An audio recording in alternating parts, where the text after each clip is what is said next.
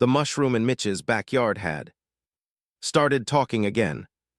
Fear is the condiment of the cosmos, it hissed in a tone halfway between Gregorian chant and a dial-up modem. Mitch nudged it with the handle of a rake. Yeah, you've been saying that all week.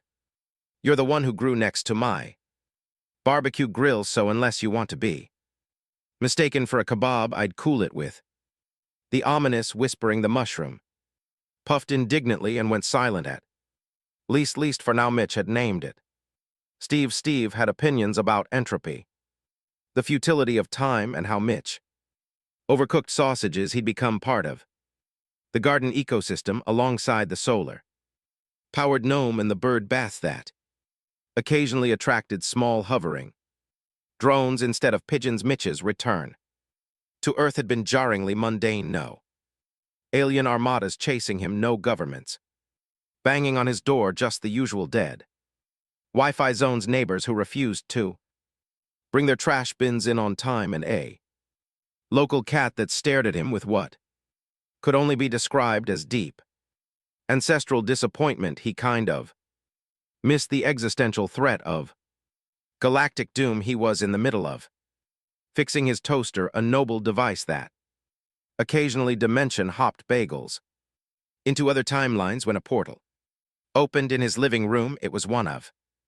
those slick, swirling, perfectly elliptical gateways that made a satisfying WHP when it stabilized. It shimmered violet and gold, casting Mitch's collection of novelty mugs into a stained glass mosaic of confusion. From it emerged VXA. At first glance, she resembled a humanoid, tall, graceful, with shimmering violet skin and a long coat that seemed stitched from shadows and stolen dreams. A closer look revealed her fingers bent in threes, her pupils glitched slightly every few seconds, and her boots left no footprints but whispered apologies to the carpet. Mitch, she said, her voice like someone trying to read a bedtime story and summon a demon at the same time. I am here on behalf of the R's high-order panic contingent. Mitch raised an eyebrow. Didn't know you had a panic department. Let me guess, cubicles, passive-aggressive memos, a break room filled with blood tea and passive despair. She blinked slowly. Yes, he clapped his hands, called it so. What brings you to my extremely threatening IKEA-decorated home? Brexa hesitated. We need to understand you. The Chara have begun adapting, rebranding. Some of them are even considering feelings. That's dangerous, Mitch said, biting into a toaster pastry. Next thing you know, you'll be holding group hugs and writing space poetry. She didn't laugh, but her pupils flickered in a way Mitch was starting to interpret as extremely uncomfortable. Chuckling, they sat. Mitch offered her another pastry. She sniffed it suspiciously before taking a tentative bite. Her eyelids fluttered. Oh, no, she whispered, this is pleasant. You're welcome. Mitch said, we call that strawberry-flavored. Hope goes great with coffee. In the death of empires. VXA took another bite, slower this time. Her body language shifted just slightly, as if being in the presence of a human who treated galactic fear-mongering like a mild inconvenience was contagious. I have a theory, she murmured. Perhaps fear isn't your deficiency. Perhaps it's our addiction. Mitch tossed a wrench into a drawer where it immediately vanished into a minor black holy kept for clutter. Sounds like a breakthrough. I charge by the hour. The portal behind her flickered again. This time a metallic orb zipped through, hovered midair, and projected a shaky hologram of a Shah bureaucrat, Agent Brexa.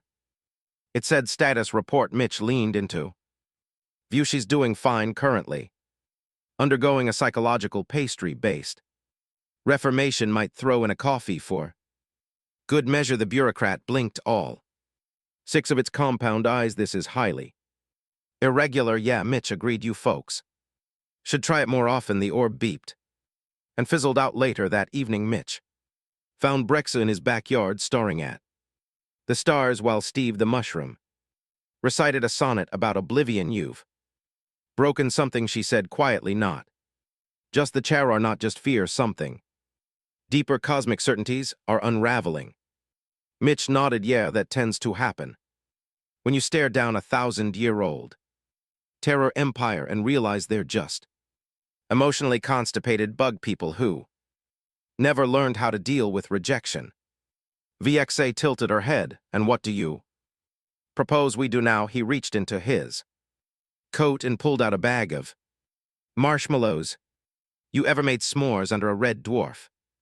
And as she watched him roast sugary sweetness over the smoldering remains of a discarded anxiety beacon, Brexa began to laugh, an awkward, fragmented thing. It echoed through the night. The stars blinked in time. VXA had been on Earth for 6 days, 4 hours, and a generous helping of existential crisis. She was beginning to suspect that the true horror of the universe wasn't entropy, nor the void, nor the thousand-limbed scream beasts of Sector 9D. It was navigating Earth's Department of Motor Vehicles. I don't understand, she whispered, clutching her newly printed ID. Labeled Rita Fern Blossom. Why do your people willingly submit themselves to this torment? Mitch, who had been calmly reading a magazine titled Quantum Mechanics for People Who Hate Numbers, didn't look up. Build's character Vexa stared blankly at her photo on the license. It had captured the exact moment she sneezed and temporarily turned into vapor. She looked like a haunted foghorn.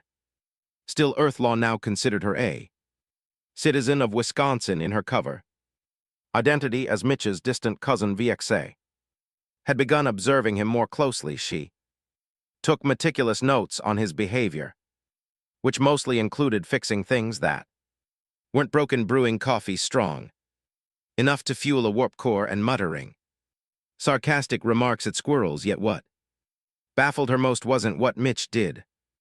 It was what he didn't do. He didn't meditate under black suns. He didn't engage in ritualized emotion suppression. He didn't even run diagnostic fear cycles at sunrise like a respectable species. He just lived on the 7th day. He forgot to take the trash out, and the recycling bin spontaneously folded into a 4th-dimensional accordion. Mitch just looked at its side and said, well, guess the multiverse will be drinking flat soda for a while. Then he shrugged Ed and went back to his grilled cheese. Meanwhile, the Char High Council was in shambles. The failure of the null void engine, thanks to Mitch's hardened pizza crust acting as an improbable reflective substance, had triggered panic unlike anything they'd ever known. And the irony, they were now terrified of not being terrifying. Desperate for control, the Council established the Department of Emotional Management in intergalactic compliance, a bureaucratic juggernaut tasked with regulating universal fear responses every sentient species now had to fill out Form F-88 existential dread disclosure quarterly. Those who failed to exhibit the proper amount of fear during mandatory evaluations were fined, re-educated, or in rare cases assigned to mandatory irony exposure therapy, which mostly involved being forced to watch Mitch interviews on intergalactic television. Look, Mitch had said in one such clip holding a cup of cocoa, I'm not saying fear's bad, I'm saying letting it boss you around is like letting your cat do your taxes. Weird, ill-advised, and probably ends with someone being audited into another dimension. The broadcast had a 92% laughter rating among non-human viewers. They declared it psychological warfare back on Earth. VXA sat in Mitch's garage turned emotional detonation zone, surrounded by half-finished devices of questionable purpose. One emitted a constant low hum and occasionally spat out fortune cookies in binary. Mitch, she said at last, what if you are a weapon? Some evolutionary anomaly, some rogue cell of psychological resistance. Mitch tightened a bolt on something that looked like a blender mated with a satellite dish. I mean, I did once eat gas station sushi. Might have altered my DNA. She blinked. That was a joke, half cry for help. She scribbled that Down your reverence it diffuses fear. Like an anti-th thought grenade how does. Your species survive like this, Mitch. Handed her a Don nut we don't always, but when we do it's usually because we find something ridiculous to laugh at until the nightmare gets bored and leaves just. Then the blender's satellite hybrid word to life and launched a spoon into orbit. They both watched it go. I meant for it to make soup, Mitch said. Now it's classified as a ballistic utensil. VXA stared at him, genuinely unsure whether to be impressed or concerned. Probably both.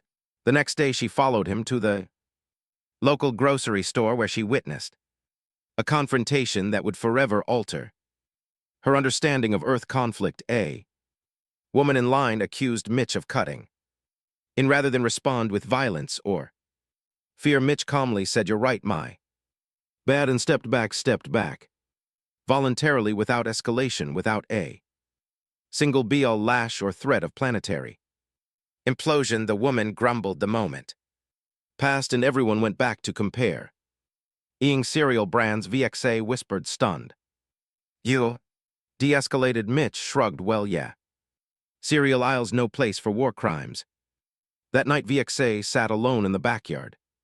Steve the mushroom softly muttering to itself about the heat death of the universe. She looked up at the stars, the ones that used to tremble at the name Char, and realized something unsettling.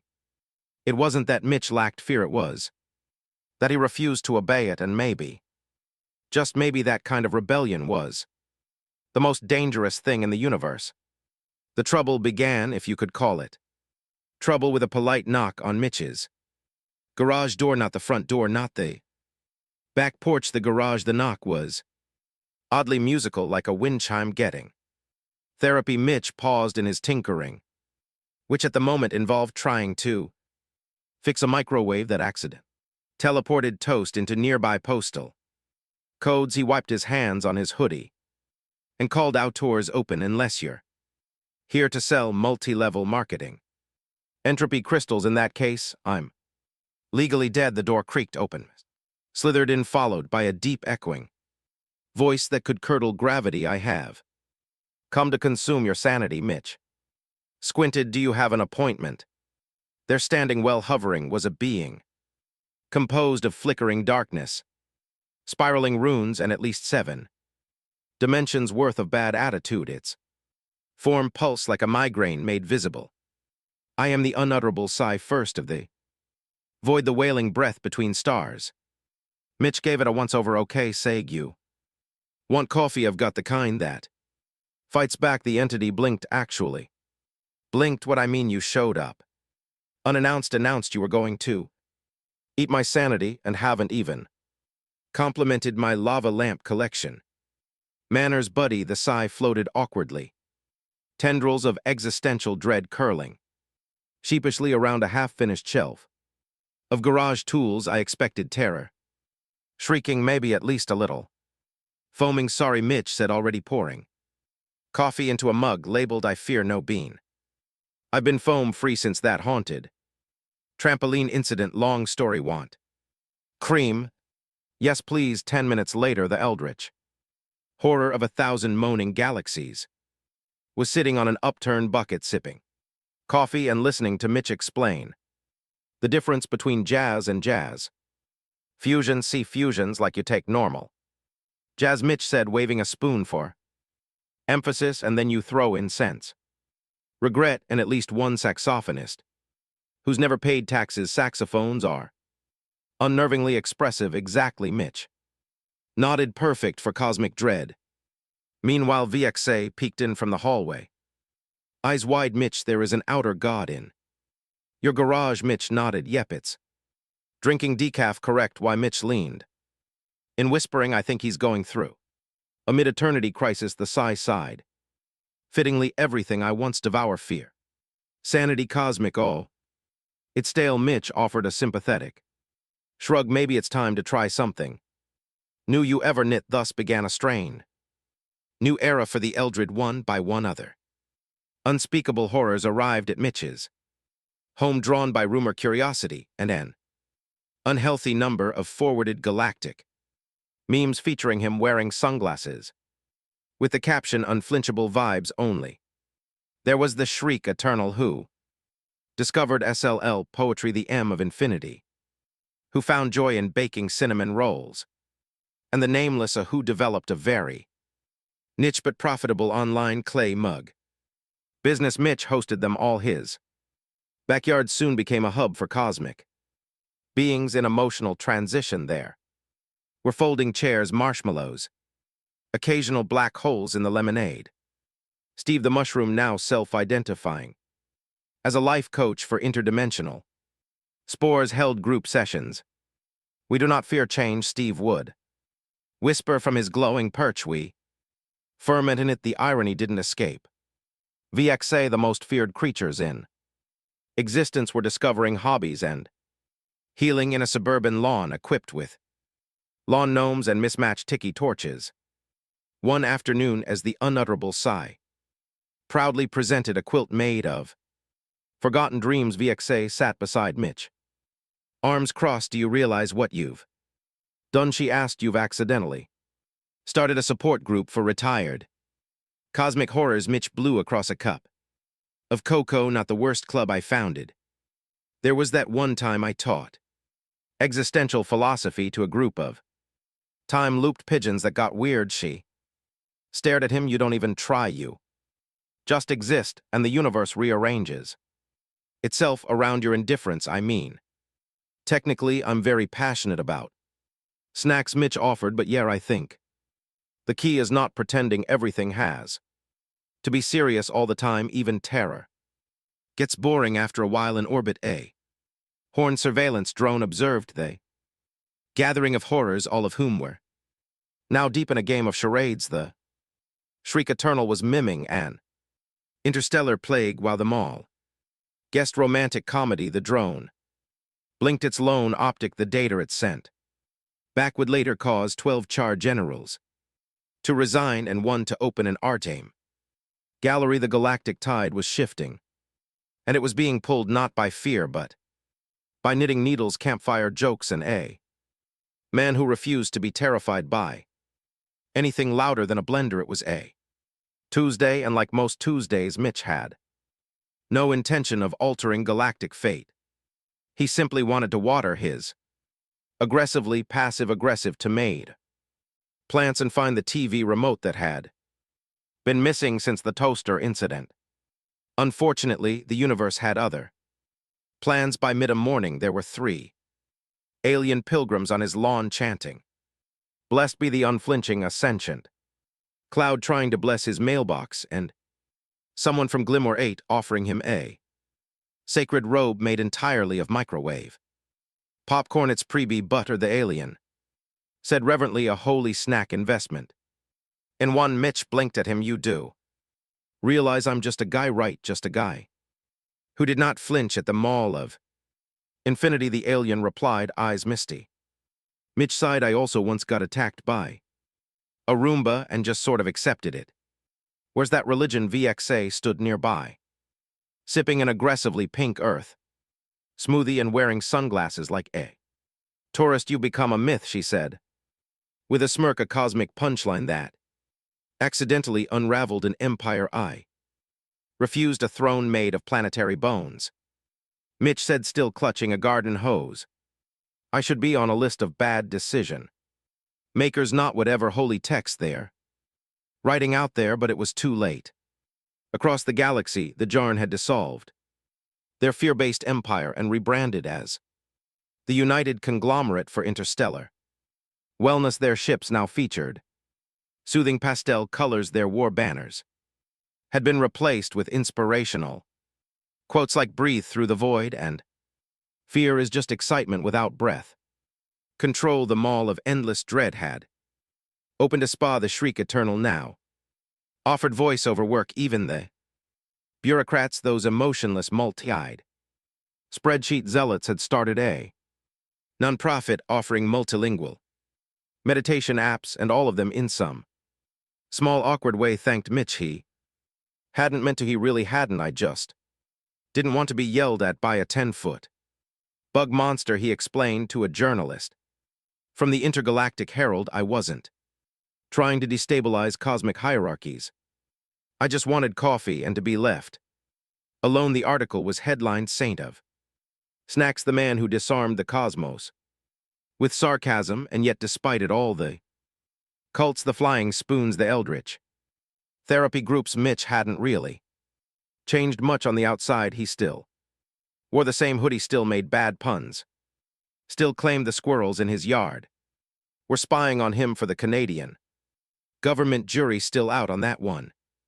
But something had shifted inside, because in peeling back the galaxy's obsession with terror, he'd seen how fragile the whole thing really was. Fear had been a performance, a habit, and all it took to undo it was someone saying, yeah, no thanks. He'd watch VXA rediscover laughter. He taught a god to bake banana bread. He'd somehow become a symbol not of power but of disobedience in the face of fear, and that meant something even if he still burned toast one evening under the twin moons of Earth, one of which was a visiting moon from a nearby system. On vacation, Mitch sat on the porch with VXA.